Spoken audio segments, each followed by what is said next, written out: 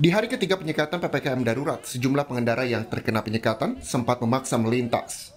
Sejumlah pengendara mengaku kecewa tak bisa melintas meski bekerja di sektor esensial dan kritikal. Namun petugas tak berkompromi, warga yang tak masuk kriteria tetap tak bisa melintas. Penyekatan di Jalan Raya Bogor, Pasar Rebo, Jakarta Timur pun sempat menimbulkan kemacetan. Sektor esensial sama kritikal, Pak. Terus gimana nih Pak, nggak boleh lewat? Makanya saya juga bingung mau lewat mana ini. Oh gitu ya Pak ya? Iya, kan Presiden Jokowi udah menerangkan bahwa yang bisa masuk adalah sektor esensial sama kritikal.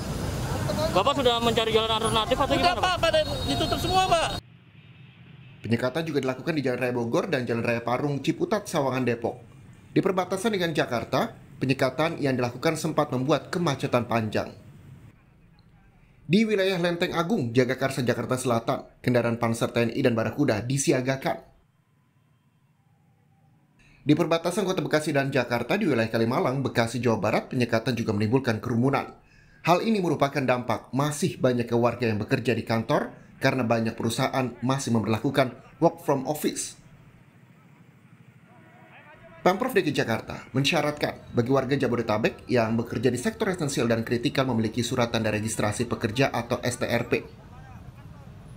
Namun, kemarin registrasi STRP secara online sulit diakses. Gubernur DKI Jakarta Anies Baswedan menjelaskan soal situs JAK.EVO untuk membuat STRP yang sulit diakses. Anies mengatakan saat ini sistem registrasi hanya bisa dilakukan oleh perusahaan. Pagi sampai siang mengalami hang, jam, sampai sore. Karena begini, kapasitas untuk menampung aplikasi adalah 1 juta pendaftar bersamaan. Dan hari ini yang masuk 17 juta pendaftar. Kalau 17 juta pendaftar itu artinya banyak orang yang sesungguhnya bukan sektor esensial dan kritikal ikut mendaftar. Sekarang hanya mengizinkan perusahaan yang mendaftarkan. Tidak bisa per individu, tapi perusahaan yang mendaftarkan. Lalu perusahaan memasukkan nama-nama pegawainya yang akan masuk bekerja.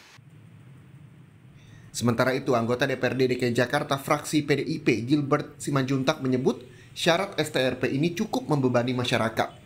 Ia memahami bahwa kebijakan ini bertujuan menekan angka mobilitas masyarakat. Namun waktu sosialisasi yang kurang membuat masyarakat tak dapat mempersiapkan dokumen ini.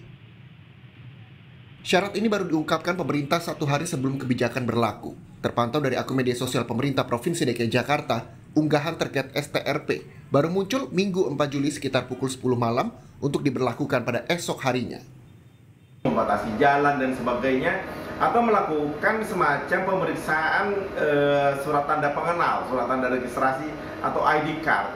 Hanya masalahnya pada saat kita melakukan sesuatu perubahan sosial dalam hal misalnya transportasi, sebaiknya diberikan waktu yang cukup untuk kemudian masyarakat bisa mendapatkan informasi itu. Karena kalau tidak mendapatkan informasi itu dengan waktu yang cukup, maka akan terjadi semacam penumpukan, semacam chaos kecil lah.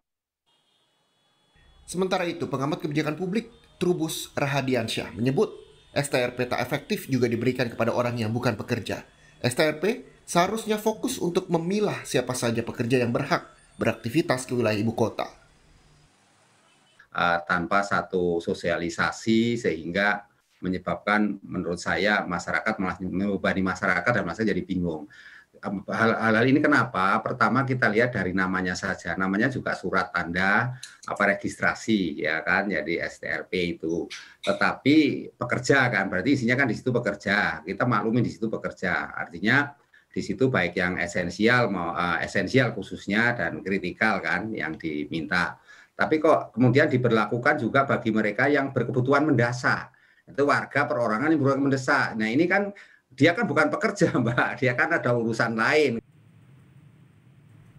Penyekatan saat pemberlakuan PPKM darurat memang mengakibatkan kemacetan di mana-mana. Tak hanya jalur utama, tapi di jalan tol dalam kota Jakarta, kemacetan hingga sepanjang 5 km. Namun aturan penyekatan diberlakukan demi mengurangi mobilitas warga, agar penyebaran virus corona bisa segera dihentikan. Tim Liputan, Kompas TV.